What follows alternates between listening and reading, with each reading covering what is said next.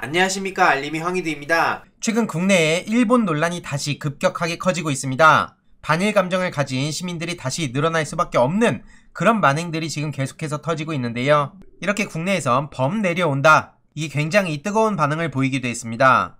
이에 대해서 일본 네티즌들은 한국을 향해 반일 정신이 더 우선시되는 나라다. 일본은 적이라는 반일 사상을 지속적으로 주입한 결과 국민성은 한 발자국도 나아지지 않았다. 이런 망언들을 내뱉었는데요. 애초에 본인 국가의 대사관이 한 나라의 대통령을 향해서 마스터베이션 타령할 때 그거에 대해서는 어떻게 생각하는지 묻고 싶습니다. 애초에 터무니없는 걸로 계속해서 일본 수출 규제한다 그러고 잘못도 인정도 안 하고 그런 만행들을 저질러 왔는데 거기서 그러면 숙이고 들어가야 되는 겁니까? 말 같지도 않은 소리를 저렇게 대놓고 하는 거죠. 이에 많은 시민들은 올림픽에 오라고 해놓고 방사능 식사 제공하고 혐한 시위하는 게 그럼 정상이냐? 반성은커녕 남의 나라 현수막에 저러는 거 웃기다. 분노가 엄청나게 빠른 속도로 확산되고 있는 와중에 국민의힘 하태경 의원이 나타났습니다. 문재인 대통령을 향해 공사 망언에도 일본 가면 통 큰 지도자 될 것이다. 이런 주장을 한 건데요. 그러면서 이재명 지사 등의 겁박이라고 저렇게 엮어서 비아냥대고 있습니다. 그럼에도 불구하고 일본에 가면 통 큰 지도자로 인정받는다면서 노무현 전 대통령 얘기까지 가져오는데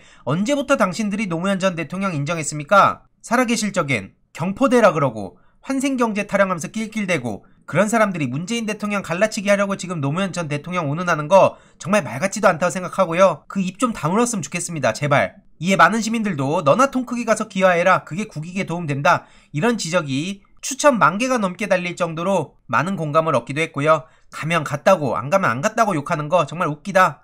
죽어도 자유한국당 안 간다면서 호언 장담해놓고 슬그머니 간 사람다운 발언이다. 이런 비판의 목소리들이 어마어마하게 이어지고 있습니다.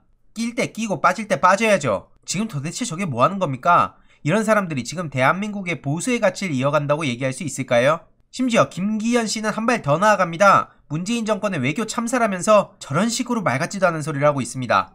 일본에 대해선 감정적 대응으로 한일 관계를 돌이킬 수 없는 지경까지 몰아넣었다고요? 저런 말 같지도 않은 짓들을 벌이고 있는, 그러면서 심지어 과거사에 대해서 반성도 안 하고 뻔뻔하게 우기고 있는 일본에 숙이고 들어갔으면 어땠겠습니까? 저렇게 조롱해도 대통령이 숙이고 가네, 이런 식으로 얘기 안 했겠습니까? 그냥 이러든 저러든 그냥 반 문재인, 반 정부, 그래놓고 지금 무슨 염치로 저렇게 나와서 얘기하는지 도무지 모르겠습니다. 아니 근데 도대체 어떻게 저런 생각을 가진 사람이 대한민국 보수를 자처하냐는 겁니다. 보수가 나쁜 게 아닌데 저런 사람들 때문에 보수의 이미지까지 나빠지는 게 저는 정말로 불편합니다. 이에 많은 시민들도 당신들은 보수 우파란 말 쓰지 마라. 도대체 뭐 하는 거냐? 이런 지적들이 이어지고 있고요. 심지어 최근 이준석 대표의 리더십이 또 강하게 흔들리는 일이 생겨났습니다. 이준석 표 공직자 시험을 두고 국민의힘 최고위에서 전원 반대를 했다는 소식이 전해진 건데요. 이건 굉장한 타격이라고 생각합니다. 이준석 대표가 제안한 TF 이름은 공직후보자 자격시험 TF인데 전원이 거의 반대했다는 거고, 결국 이로써 또 힘 빠진 이준석, 그러면서 다시 리더십 위기에 봉착했단 말이 나온다는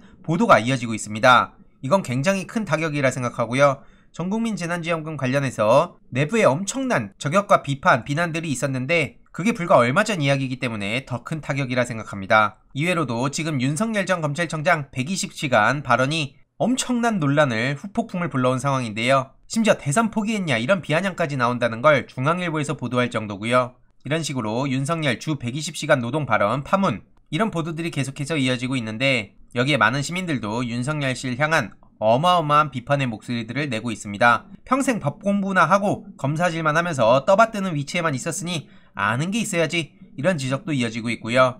조국 전 법무부 장관은 윤석열 씨의 저런 주장에 대해 대량 과로사의 지평선을 여는 제안이다, 이렇게 뼈를 때리기도 했죠. 이게 또 언론을 통해서 보도가 되기도 했는데요. 역시나 많은 비판이 이어지고 있습니다. 하물며 이런 표까지 만들어져서 커뮤니티를 뒤덮고 있는데, 지난 영상에서도 말씀드렸듯이 윤석열 씨를 옹호하던 사람들이 많이 모인 커뮤니티에서조차 이건 도저히 실드 불가다. 보시다시피 5일 근무형으로 하더라도 잠자는 시간, 밥 먹는 시간, 화장실 가는 시간, 잠시 쉬는 시간 다 빼고 아무것도 없이 24시간 일만 하더라도 그렇게 일을 해야 120시간을 채울 수 있는 겁니다. 도대체 저 무슨 생각으로 저런 얘기를 한 걸까요? 심지어 오늘은 대구에 가서 TK는 진보적 도시다, 이런 식으로 또 꼼수를 부리고 있는데요. MBC 노조에선 검언유착 사건 부실 수사라며 윤석열의 집요한 방해가 있었다라고 목소리를 높이기도 했습니다. 한마디로 지금 쉽게 말해서 이동재, 한동훈 이런 사람들이 엄플할 때가 아니라는 거고요.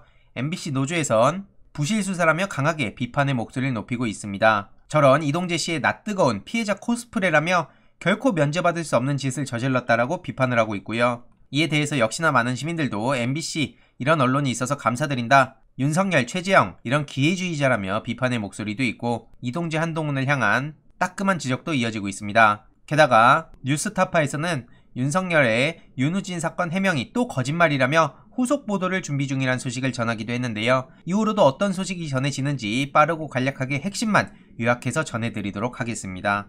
이번 내용도 유익했다면 구독, 좋아요, 알림 설정, 멤버십 가입 정말 큰 힘이 된다는 점 말씀드리고 싶습니다. 이번 내용도 주위에 널리 공유 부탁드립니다.